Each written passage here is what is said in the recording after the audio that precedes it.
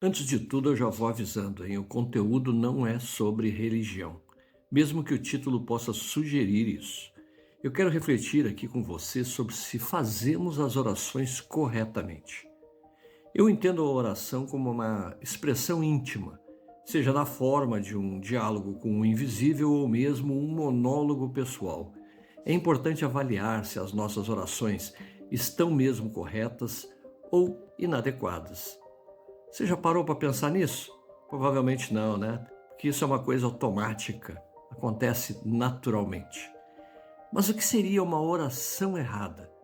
Seria aquela que temos a impressão de que ninguém escutou ou aquela que sentimos que não teve resposta? O fato é que muitas vezes a formulação dos desejos através da prece contém uma premissa imperfeita. Calma, calma, eu já vou explicar. Se você está curioso, me acompanha na reflexão. O meu nome é Marco Lewis. Seja bem-vindo. Não esqueça de deixar o seu comentário, opinião ou sugestões, ok? Eu agradeço. Mas vamos do início, né? Por que nós oramos? Em tese e por tradição, fazemos orações para pedir alguma coisa. É quase uma consequência de quando algo não vai bem e precisamos da ajuda do imponderável. Se for situação de doença, então não há como fugir. Mesmo os céticos recorrem à prece. Não admitem, mas no momento da dor pensam em Deus ou em alguma forma de uma força e inteligência externa e invisível. Ultimamente tem surgido aí uma forma interessante de prece, aquela que valoriza o agradecimento, mesmo que nada tenha sido pedido. Cresce o número de pessoas que têm trabalhado assim. E isso é uma coisa boa, com certeza. Todos percebemos que quando pedimos algo para uma outra pessoa e agradecemos antecipadamente, sempre há, uma reação positiva. Mas enfim, o que é oração? O tio Google aí, eu fiz umas perguntas e ele me disse que é um ato de comunicação com uma divindade ou ser transcendente.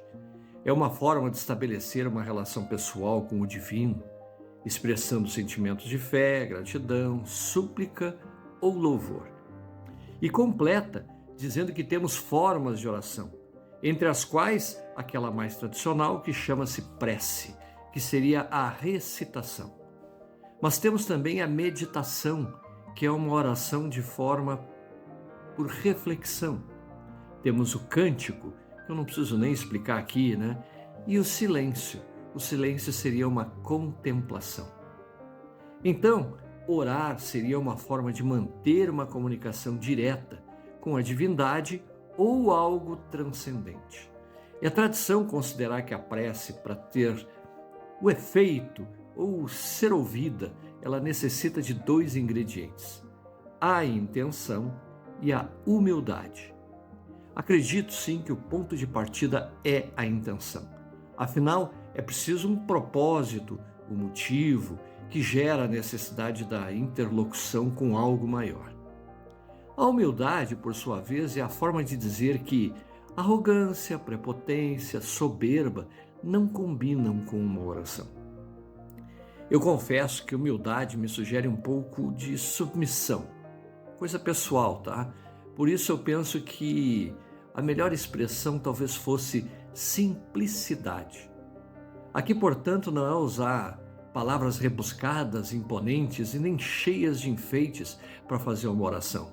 Quanto mais direta, quanto mais simples, melhor. Algumas pessoas que não têm o hábito de fazerem as suas próprias orações, elas se valem daquelas que são consagrados, ou seja, os modelos que são usados aí pela grande maioria. Isso é errado? Eu acho que não, claro que não. Usar um modelo consagrado, como um Pai Nosso, uma Ave Maria, ele carrega tanto sentimento quanto outras palavras, palavras individuais, se estiverem munidas de fé, de intenção e de simplicidade. É importante acrescentar que essas orações consagradas carregam em si egrégoras de intenções, sendo manifestações efetivas de conexão. Para além disso, eu considero elas como mantras. São poesias em formas de prece. Observe a oração. São vibrações boas com as nossas dimensões invisíveis. No entanto, se alguém optar por uma oração pessoal, sem modelo, sem forma, esta vale também. Outra vez nós voltamos ali à intenção, aquela simplicidade e a conexão. Aliás, a conexão também se obtém com a meditação, com o cântico e com o silêncio. Esta conexão, né? Pois é exatamente isso que a oração faz. Conectar com o divino. Quando chegamos no ponto de fazer orações, é porque identificamos uma necessidade. Isso pode ser relaxante quando nós tratamos de agradecimentos. Ou ela pode ser angustiante quando tratamos dos pedidos, principalmente quando forem doenças. As respostas às orações é que podem ser um problema do ponto de vista de quem faz a oração. Como saber se alguém do lado oculto ouviu o que foi pedido? Para a grande maioria de nós, não há respostas e nem garantias. Muitas vezes essas respostas vêm sem que a gente perceba. A maioria vem, inclusive, sutilmente. Poucas respostas são estrondosas, né? Algumas vezes a gente até esquece de que fez a oração. Numa entrevista para um novo emprego, por exemplo, na compra de uma casa nova ou no planejamento de uma viagem, pode ser que você faça muitas orações antes, pedindo, e depois do fato acontecido, simplesmente esqueça dessas várias necessidades que foram atingidas. Quando alguém está doente e faz a oração, que na realidade é um pedido, e esse é atendido, como é que fica? A pessoa fica boa?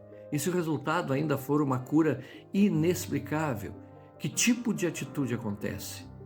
Algumas vezes não há sequer um reconhecimento, não há fogos de artifício. Eu não sei se você percebe, eu reforço isso, a grande verdade é que a função de uma oração é transferir responsabilidades. Não entendeu? Eu vou tentar explicar.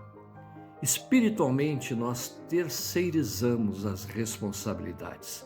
Quase tudo vem do outro lado. No mundo físico, muitas vezes isso também acontece. Costuma-se transferir para o intangível coisas que devem ser da nossa competência. No exemplo do emprego, o sucesso não depende só das qualificações do candidato, mas das necessidades que o empregador tem. A compra da casa, viagem ou outras aquisições são coisas que dependem de planejamento, de disponibilidade financeira, de decisão, de discernimento e de escolhas. É necessário preparo para isso. Há coisas que podem ser inatingíveis agora, com base numa análise atual, mas quem sabe num futuro planejado, estruturado, trabalhado, por que não? No entanto, quando há uma doença de uma outra pessoa, que fique mais claro, sabe-se que isso não está no nosso controle. Se a doença é nossa, sabemos que é apenas uma consequência dos nossos atos. Ou seja, durante algum tempo nós agimos de tal forma que o corpo vai reagindo para mostrar aquela situação. A doença é reflexo de algo, ela não surge instantaneamente. Quando aparece, então surge a pergunta: será que dá para corrigir? Depende de cada um. E quando não dá tempo, é aí que as orações se fazem sentir mais forte. Se a doença é em outra pessoa, principalmente de quem nós queremos bem, a oração então é uma negociação para que o invisível trabalhe atuantemente e de forma efetiva para que a outra pessoa fique bem. Nesse ponto nós entramos no título aqui desse conteúdo, né? Já era hora, né? Também acho. As orações elas podem conter uma ambiguidade, ou seja, um duplo sentido ou formas distorcidas sob uma ótica pessoal. O que eu quero dizer é que olha-se para a situação com os olhos de quem pede e nem sempre contempla-se todas as variáveis. Aliás, quando tem emoção envolvida, as probabilidades de olhar o todo diminuem consideravelmente. Quando se ora por alguém, considera-se o que essa pessoa quer? Ou apenas há uma antecipação do que se pensa que ela quer? Ah, mas o fulano nem sabe o que ele quer, mas eu sei. Será que sabe mesmo? Ah, mas a pessoa está em coma, ela não tem como pedir ajuda. E aí eu pergunto, essa pessoa te nomeou procuradora? Quando você formula esse "eu sei que essa pessoa quer", pode ter certeza que essa oração não vai para a entidade responsável das soluções, mas sim primeiro para o departamento das avaliações. Desculpe aí a brincadeira, mas o compromisso de vida que aquela pessoa doente tem, alinhado com os contratos que ela fez, precisa ser mensurado antes de uma possibilidade de considerar a oração, a cura e, enfim, tudo o que vem depois disso. E peço que considerem um "se" em tudo isso. E se a pessoa envolvida não quer ajuda? Algumas até formulam e dizem isso, mas a gente não costuma prestar atenção e nem perguntar, né? Nesses casos, a pergunta é: do que adianta a oração? Então eu renovo o conteúdo do título, a oração fica errada. Ou melhor ainda, ela não foi solicitada, ela não é desejada. Isso é difícil, né? Mas alto lá, a pessoa não querer ser ajudada não significa que não se possa fazer alguma coisa. Embora isso pareça aí uma contradição, um conflito, vamos tentar explicar essa minha percepção. Se você pede misericórdia, discernimento, esclarecimento e amor para alguém, você não está interferindo no livre-arbítrio dela. Neste caso, do ponto de vista que eu estou defendendo, você está oportunizando chances dessa pessoa de ter aquilo que ela não está vendo. Obviamente, isso é uma influência da minha ótica pessoal. Mas eu penso, né? Eu não quero nada que seja contra a lei do universo. Eu não quero e nem pretendo mudar o karma de ninguém. Não quero influenciar santo ou nenhuma entidade. Pedir misericórdia é pedir o alívio das cargas que essa pessoa tem que passar sob a ótica espiritual, independente do que ela pediu. Pedir discernimento é pedir que essa pessoa possa escolher por ela mesma, com base numa análise entre razão e emoção, qual é a melhor alternativa. Pedir esclarecimento é sim, talvez um pouco de soberba minha. É algo que, se eu soubesse algo da pessoa que não sabe, ou melhor, é como se eu soubesse algo que essa pessoa ainda não sabe. Mas não é isso não. Eu não peço esclarecimento sobre a minha ótica, mas sobre a ótica do universo e da própria pessoa, das necessidades que ela tem em relação a ela mesma. Não estamos todos a pedir luz e entendimento para nós mesmos? Por que não pedir luz e entendimento para os demais? Se essa pessoa receber isso, nada vai interferir nas escolhas que ela fez, mas ela receberá ferramentas que permitirão que ela própria faça escolhas dentro daquilo que precisa ser feito. Não é aquele ditado que se diz, não é dar o peixe, mas aqui no caso é ensinar a pescar. Se ela melhora e se acontece aquele milagre, ótimo.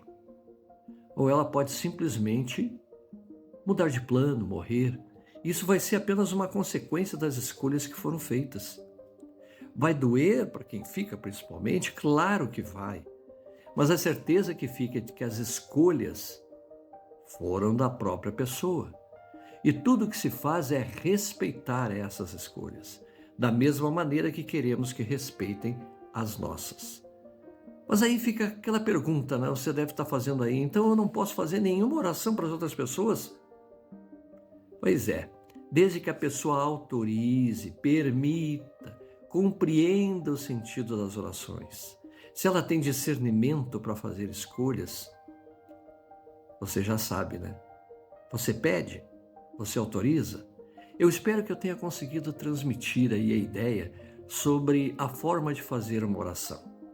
Ou seja, tentar aí uma prece correta que considere o livre-arbítrio, essa coisa tão difícil da gente respeitar, porque sempre imaginamos que sabemos mais do que a própria pessoa.